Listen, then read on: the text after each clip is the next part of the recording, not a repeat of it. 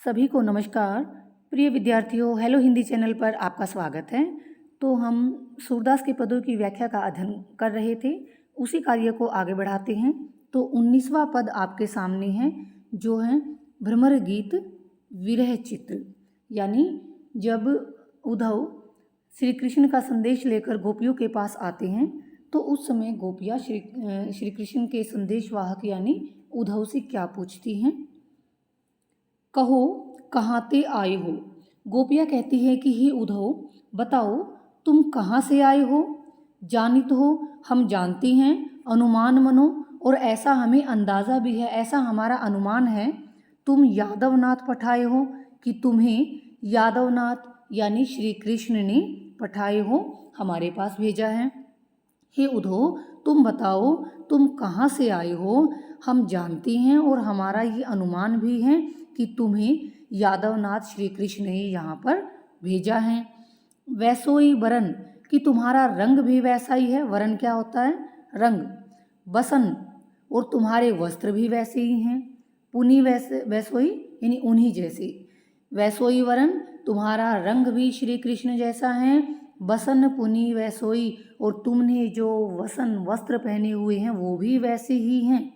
तन भूषण सजी ल्याए हो, और तुम अपने तन शरीर को भूषण आभूषणों से सजाकर आए हो, कि तुम्हारे वस्त्र और तुम्हारा रंग तो उन जैसा है। हाँ, तुम अपने शरीर को आभूषणों से तुमने सजाया हुआ है। सर्वसु ले तब संग सिधारे, अब का पर पहिराए हो। सर्वसु ले, कि सब कुछ ले गए थे, संग सिधारे अपने साथ, कि जब वो यहाँ से जब श्री कृष्ण मथुरा गए थे तो हमारा सब कुछ वो अपने साथ ही ले गए थे। अब का पर पहिराए हो, कि अब तुम क्या लेने के लिए आए हो, कि हमारा सब कुछ तो पहले ही श्री कृष्ण अपने साथ ले गए थे, अब तुम यहाँ पर क्या लेने आए हो। सुनो मधुप, हे भंवरे सुनो, एक ही मन सबको, सो तो वहाँ ले छाए हो। एक ही मन सबको, कि प्रत्येक व्यक्ति के पास केवल एक ही मन होता है, एक ही हृदय होता है। तो सो तो उसे तो वहाँ ले छाए हो, वे पहले ही अपने साथ ले गए थे। प्रत्येक व्यक्ति के पास एक ही मन, एक ही हृदय होता है, और वो हमारा जो मन था वो तो श्री कृष्ण अपने साथ पहले ही ले गए। मधुबन की मानिनी मनोहर। मधुबन की, कि मधुबन की यानी मथुरा की जो स्त्रियां हैं, मानिनी जो स्त्रियां हैं, मानिनी की मानवती हैं, मनोहर और दिखने में आकर्षक है। मधुबन की, मथुरा की जो स्त्रियां हैं वो मानिनी मानवती हैं, मनोहर और दिखने में सुंदर हैं। तह ही जाई, कि वहीं चले जाओ, जहों भाए हो, कि तुम यहाँ क्यों आए हो, क्योंकि मथुरा की जो स्त्रियां हैं वो तो देखने में अत्यधिक सुंदर हैं और मानवती हैं, तो तुम भी वहीं चले जाओ जहों भाए हो, क्योंकि तुम्हें भी वही स्थान अच्छा लगेगा, तुम्हें भी तुम्हारा मन भी वहीं पर लगेगा, इसीलिए तुम वहीं चले जाओ जहाँ से तुम आए हो। अब यह कौन सयानप, कि अब इसमें ये कौन सी सयानप, चालाकी, चतुराई, कि अब इसमें कौन सी चालाकी है, क्या चतुराई छिपी हुई है। ब्रज पर का कारण उठिदाए हो, तुम ब्रज में किस लिए वापिस आए हो, यानी तुम्हारा ब्रज में आने का क्या कारण है, इस बात तुम्हारे आने में कौन सी चतुराई छिपी हुई है। सूर जहाँ लो शाम गात हैं, अंतिम पंक्ति, सूर जहाँ लो शाम गात हैं, जानी भले करी पाए हो। सूरदास के माध्यम से गोपियाँ कहती हैं, यानी गोपियाँ उद्धव को क्या कहती हैं, जहाँ लो, कि जहाँ तक शाम गात, उन सांवले शरीर वाले, यानी जहाँ तक श्री कृष्ण की बात है, जानी भले करी पाए हो, कि हम उन्हें भले भली भांति जानती हैं, कि जहाँ तक शामगात उन सांवले शरीर वाले श्री कृष्ण की बात है, हम उन्हें भली भांति जानते हैं। 20वां पद देखिए। गोकुल सबई गोपाल उपासी, अब गोपियाँ क्या कहती है उद्धव को, गोकुल गोकुल में तो सभई सब लोग गोपाल श्री कृष्ण के उपासी उपासक हैं, कि यहाँ गोकुल में तो सभी लोग श्री कृष्ण की उपासना करते हैं। जोग अंग साधत, कि जो तुम हमें ये योग आदि साधत साधना की, जो तुम हमें ये योग साधना की बातें बता रहे हो उधो, हे उधो, ते सब बसत, वो सब तो रहते हैं बसते हैं ईशपुर ईश्वर की नगरी काशी काशी में, कि जो तुम हमें ये योग साधना की निर्गुण ज्ञान का जो संदेश तुम हमें दे रहे हो उधो, वो संदेश तो तुम काशी में जाकर दो, क्योंकि योग साधना वाले तो सभी ईश्वर की नगरी काशी में निवास करते हैं। ईशपुर यानी जो महादेव की नगरी काशी है वहाँ पर निवास करते हैं, वहाँ पर रहते हैं। यद्यपि हालांकि हरि हम तजी अनाथ करी, कि हरि श्री कृष्ण ने हम तजी हमें छोड़ दिया, अनाथ करी हमें अनाथ बना दिया। यहाँ तक कि श्री कृष्ण हमें जब छोड़ कर गए, हमें अनाथ बनाकर वो चले गए, तदपि फिर भी रहती हैं चरणनी रस राशि, फिर भी हम गोपियाँ तो उनके ही चरणों के रस में राशि डूबी हुई रहती हैं। फिर भी हम तो गोपियाँ श्री कृष्ण के ही चरणों के रस में लिप्त रहती हैं। हालांकि श्री कृष्ण हमें छोड़कर अनाथ बनाकर चले गए हैं, फिर भी हम उनके चरणों की ही दासी हैं। अपनी शीतलता ही न छाड़त, कि अपनी शीतलता को नहीं छोड़ता है। यद्यपि जबकि शशि चंद्रमा को राहुग्रासी, राहु के द्वारा ग्रसित कर लिया जाता है, कि यद्यपि हालांकि चंद्रमा को राहु ग्रसित कर लेता है, राहु से चंद्रमा ग्रसित हो जाता है, लेकिन फिर भी चंद्रमा अपनी शीतलता को नहीं छोड़ता। तो अर्थात गोपियाँ ये कहना चाह रही हैं कि उसी प्रकार भले ही श्री कृष्ण हमें छोड़कर चले गए हों, तो चंद्रमा की शीतलता की भांति हम भी श्री कृष्ण के प्रेम को नहीं छोड़ सकती। का अपराध, कि हमसे ऐसा कौन सा अपराध हो गया है, जोग लिखी पठवत, कि वो हमें योग की बातें बता रहे हैं, योग हमारे लिए भेज रहे हैं। भजन तजी, प्रेम भजन तजी, कि अब गोपियाँ क्या कहती हैं कि का अपराध, हमसे ऐसा कौन सा अपराध हो गया है कि वो हमारे लिए योग लिख पढ़कर भेज रहे हैं, योग की बातें हमारे लिए भेज रहे हैं। प्रेम भजन तजी, कि वो हमें अपने प्रेम रूपी भजन को छोड़कर करत उदासी उस योग को ग्रहण करने के लिए कह रहे हैं, जिससे हमारा मन उदास हो जाएगा। तो हमसे ऐसा कौन सा अपराध हो गया है, वो हमसे इतना विरक्त क्यों हो गए हैं, ठीक है, कि जो हमें वो अपना प्रेम छोड़कर योग का संदेश ग्रहण करने के लिए कह रहे हैं, हमें हमेशा के लिए उदास कर रहे हैं। सूरदास ऐसी को बिरहीन मांगती मुक्ति तजे गुण राशि, सूरदास के माध्यम से गोपियाँ क्या कहती हैं उद्धव को, यानी सूरदास जी कहते हैं कि गोपियाँ उद्धव को बता रही हैं ऐसी को बिरहीन, कि हमारे में से ऐसी कौन सी विरहणी गोपी है मांगती, जो मांग रही है मुक्ति मोक्ष को, तजे छोड़कर गुण राशि, गुणों की खान गुणों के समूह, कि हमारे में ऐसी कौन सी विरहणी गोपी हैं जो गुणों की खान श्री कृष्ण को छोड़कर मुक्ति मांगती, मोक्ष की इच्छा कर रही हैं। यानी हम में से ऐसा कोई नहीं है जो मोक्ष की कामना कर रहा है। 21वां पद, उधो योग सिखावन आए, हे उधो तुम हमें योग सिखाने के लिए आए हो। सिंगी, कि सींग से बना हुआ बाजा, भस्म भस्म आधारी, देखिए आधारी आधार, जैसे ऋषि मुनि साधना करने के लिए जब बैठते हैं तो वो अपने हाथ को रखने के लिए एक ऐसे लकड़ी सी होती है ना, वो रखते हैं हाथ को थोड़ा सहारा देने के लिए, उसको आधारी बोला जाता है। उधो योग सिखावन आए, हे उधो, गोपियाँ कहते हैं कि हे उधो तुम हमें योग सिखाने के लिए आए हो।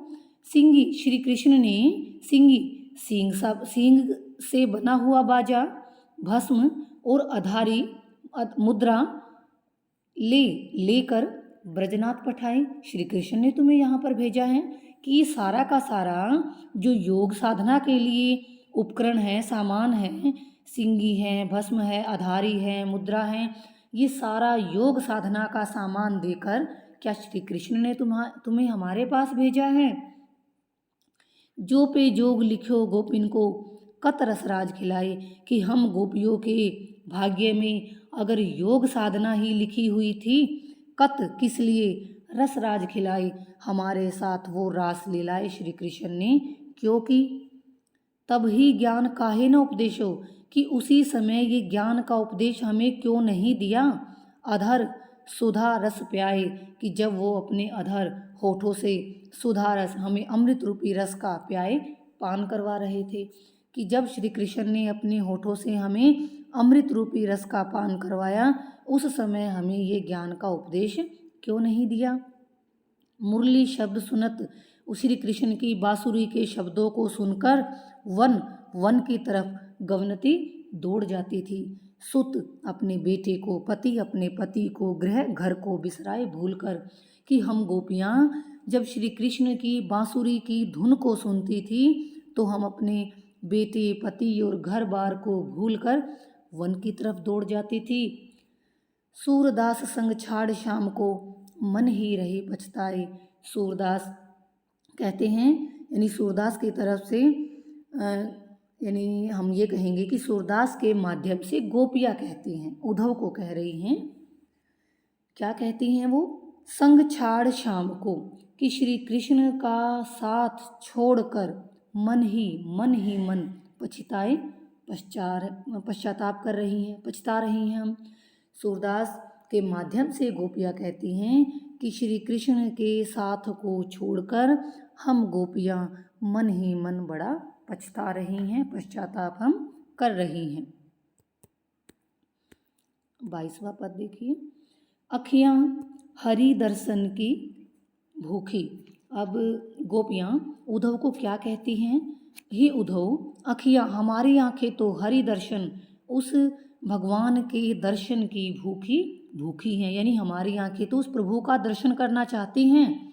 कैसे रहे, वो कैसे रह सकती हैं? रूप रस राची, जो उनके रूप रस में रची हुई हैं हमारी आंखें, वो बतिया सुनी रूखी, वो तुम्हारी इन जो योग से जुड़ी हुई रूखी सूखी बातें हैं वो कैसे सुन सकती हैं? कि हमारी आंखें तो हमेशा श्री कृष्ण के सौंदर्य में डूबी रहती थी, रची रहती थी, वो आज तुम्हारी इन योग जैसी रूखी बातों को कैसे सुन सकती हैं? अवधि गणत, कि हम तो समय को गिन रहे हैं, एक टक होकर। मगजोवत, बाट जोहना, रास्ते को देखना, तब उस समय एती नहीं झूठी, ये इतना नहीं दुखी हुई थी, कि हम तो श्री कृष्ण के आने की एक टक होकर प्रतीक्षा कर रही हैं, तब उनकी प्रतीक्षा करते समय यही नहीं झुकी, ये आंखें इतनी दुखी नहीं हुई थी। उनकी प्रतीक्षा करते करते, उनकी बाट जोहते जोहते हमारी आंखें इतनी दुखी नहीं हुई थी। लेकिन अब इस समय इत जोग संदेशन, तुम्हारे इन योग के संदेशों को सुनकर उधो, हे उधो, लेकिन हे उधो, तुम्हारे इन योग संदेशों को सुनकर अति अकुलानी दुखी, जो हमारी आंखें हैं यानी हमारा मन है, वो अकुलानी दुखी, बहुत व्याकुल हो गया है, दुखी हो गया है।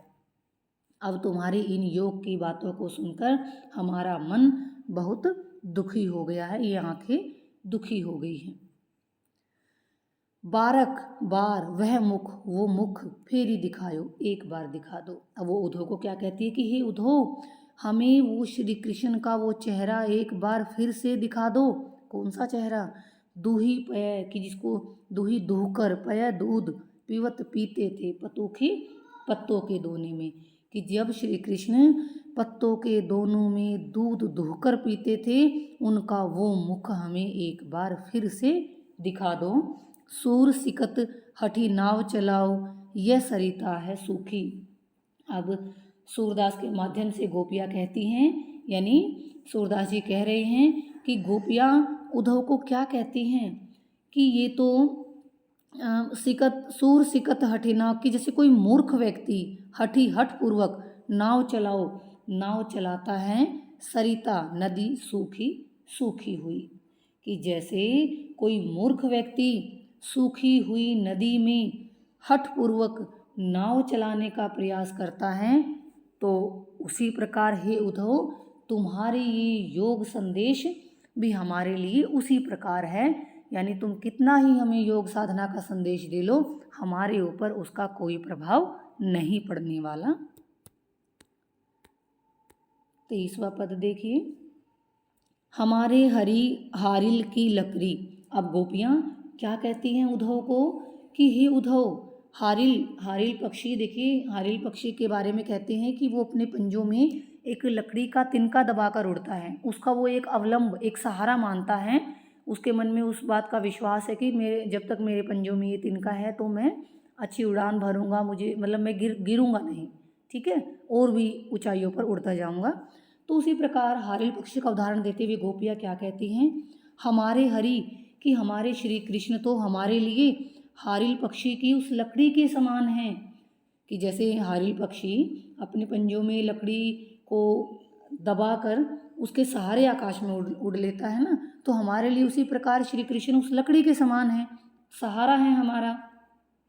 मन वच क्रम, कि हमने मन से, वचन से, क्रम से नंद नंदन, नंद के बेटे श्री कृष्ण को उर अपने हृदय में दृढ़ करी, मजबूती के साथ पकड़ा हुआ है।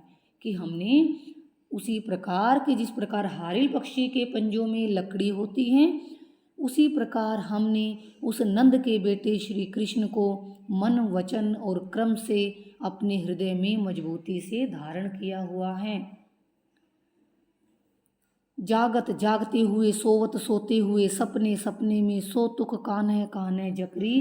कि हम तो जागते हुए, सोते हुए, सपने में हम तो कान्हे कान्हे का जाप करती रहती हैं। सुनती ही जोग लागत ऐसो अली, हे अली देखिए भवरा भी होता है और अली सखी भी होती है, तो यहाँ पर उद्धव के लिए आया है ये। सुनती, सुनकर, जोग लागत, तुम्हारी ये योग साधना की बातें सुनकर तो हमें ऐसा लगता है जो करऊ ककरी, कि जैसे हमने कोई कड़वी ककड़ी खा ली हो। तो तुम्हारी ये योग साधना की बातें सुनकर हमें ऐसा लगता है मानो हमने कड़वी ककड़ी खा ली हो। सोई व्याधि, की बीमारी हमें ले आए हो, कि किस प्रकार की बीमारी हमारे लिए ले आए हो, देखी आज तक ना देखी है, न सुनी है, न करी, और न ही इसको हमने भोगा है, झेला है। कि हे उद्धव, ये कैसी बीमारी, ये कैसा रोग तो हमारे लिए ले आए हो, ये रोग तो आज तक हमने ना देखा है, ना सुना है, और न ही इसको भोगा है। यह तो सूर तिन्हें ले दीजिए जिनके मन चक्री। तो सूरदास के माध्यम से गोपियाँ क्या कहती हैं उद्धव को, यह तो, कि यह बीमारी तो, यह रोग तो तिन्हें, उन लोगों को दीजिए, ले जाकर सौंप दो जिनके मन चक्री, जिनके मन चंचल हैं। यानी यह रोग तो, ये बीमारी तो उन लोगों को जाकर सौंपो जिनका मन चंचल है। अर्थात गोपियाँ कहना चाहती हैं कि हमारा मन तो श्री कृष्ण के प्रति स्थिर है, ठीक है, तुम्हारी योग साधना का हमारे ऊपर कोई प्रभाव नहीं पड़ेगा, तो यह बीमारी उन लोगों को जाकर दो, ये निर्गुण का संदेश उनको तुम सुनाओ जिनका मन चंचल है। हमारा मन तो ईश्वर यानी श्री कृष्ण के प्रेम में स्थिर है, दृढ़ है। 24वां पद, बिनु गोपाल बैरिन भई कुंजी।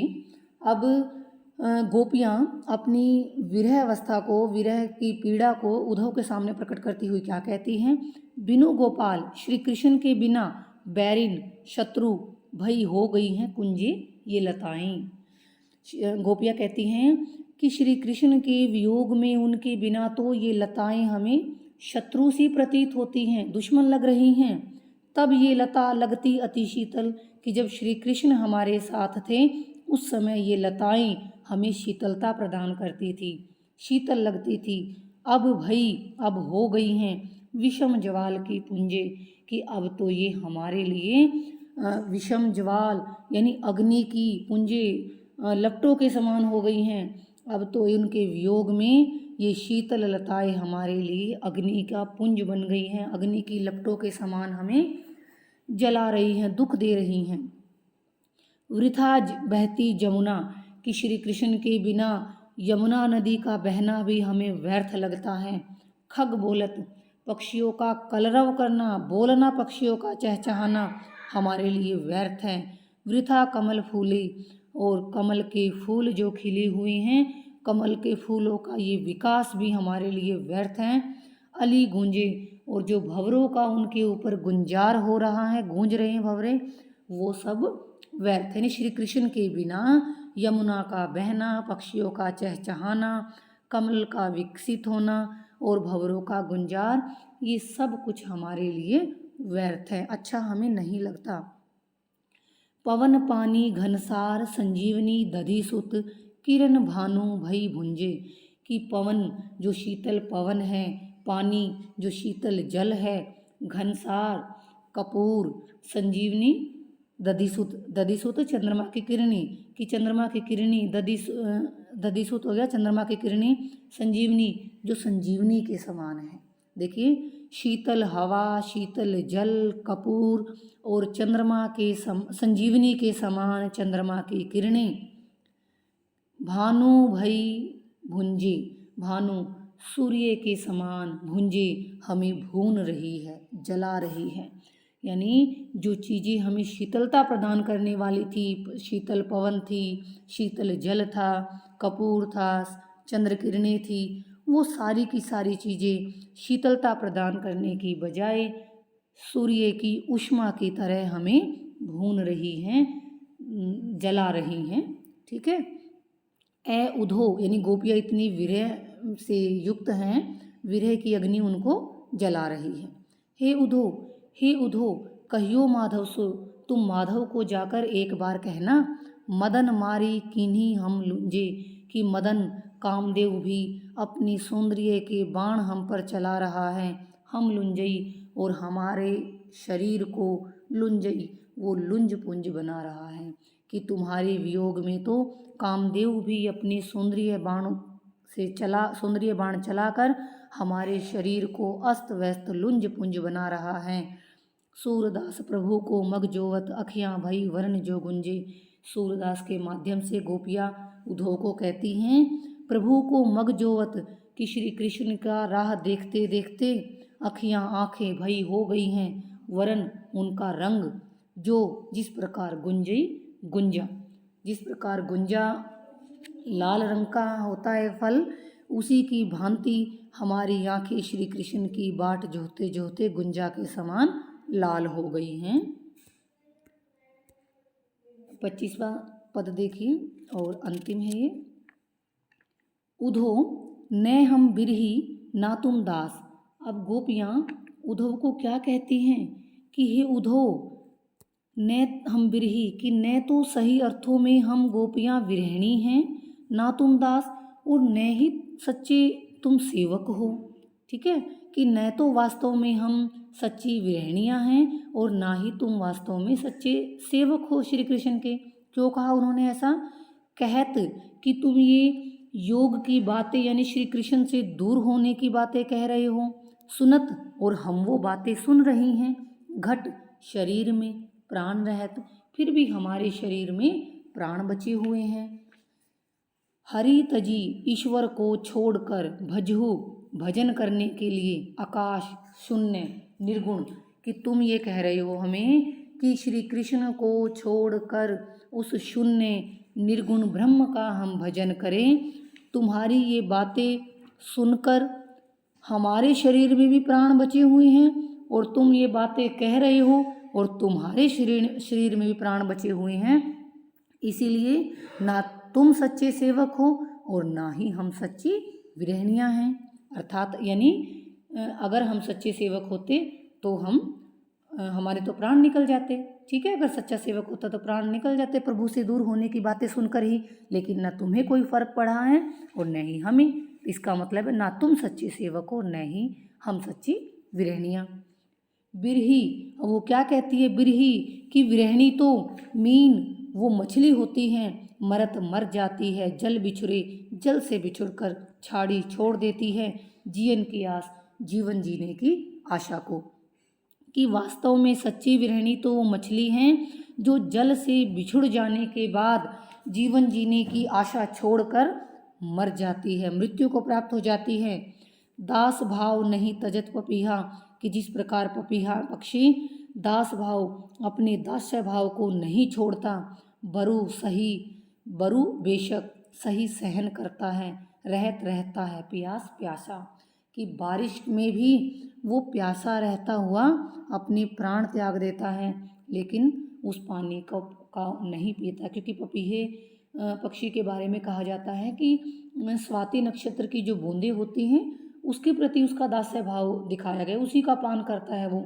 और बारिश में भी वो बरसते हुए पानी को नहीं पीता, मृत्यु को प्राप्त हो जाता है। प्यासा भले ही मर जाए लेकिन वो उन पानी की बूंदों को नहीं पीता। इसीलिए उसका उदाहरण यहाँ पर दिया है कि सच्चा सेवक, सच्चा दास तो वो पपीहा है जो बारिश में भी बारिश के पानी को भी न पीकर वो प्यासा मर जाता है, लेकिन वो अपने दास्य भाव को नहीं छोड़ता। जो उसका दास्य भाव किसके प्रति है? स्वाति नक्षत्र की बूंद के प्रति जो उसका दास्य भाव है उसको वो नहीं छोड़ता, और बारिश में भी पानी न पीते हुए प्यास से मर जाता है। प्रकट होता है प्रीति प्रेम दशरथ का, प्रतिपाली प्रीतम के वनवास, कि जब वो अपने प्रतिपाली यानी अपने पालित पुत्र, अपने प्रिय पुत्र राम को वनवास दे देते हैं और उसके बाद दशरथ अपने प्राण त्याग देते हैं, वो मर जाते हैं, तो उनका भी वो प्रेम प्रकट होता है। उन्होंने भी अपने पुत्र के प्रति प्रेम को प्रकट किया। सूर श्याम सो दृढ़वत कीन्हू, मेटी जगत उपहास। अब वो गोपियाँ क्या कहती हैं उद्धव को? सूरदास के माध्यम से गोपियाँ उद्धव को कहती हैं कि हम तो अभी मतलब हमारे अंदर तो इतना दास्य भाव नहीं है, लेकिन वो क्या कहा उन्होंने अंतिम पंक्ति में? श्याम श्री कृष्ण के साथ दृढ़ मजबूत व्रत कीन्हू करना, मीठी जगत उपहास। अब वो कहती हैं कि अब जगत इस संसार के उपहास, निंदा की, मजाक की, मीठी यानी मिटाना, कि संसार के उपहास की चिंता ना करते हुए, परवाह ना करते हुए, यानी संसार हमारा मजाक उड़ाएगा या हमारे विषय में क्या कहेगा, तो संसार की इन बातों की परवाह न करते हुए अब हमने श्याम सो दृढ़वत कीनो, कि श्याम श्री कृष्ण के प्रति अपने प्रेम का, अपनी भक्ति का दृढ़ता से पालन करने का व्रत कीन्हो कर लिया है, व्रत ले लिया है। गोपियाँ कहती हैं कि इस संसार के उपहास की चिंता न करते हुए अब हमने श्री कृष्ण के प्रति अपने प्रेम को मजबूती से पालन करने का व्रत ले लिया है। तो ये थी सूरदास के पदों की व्याख्या।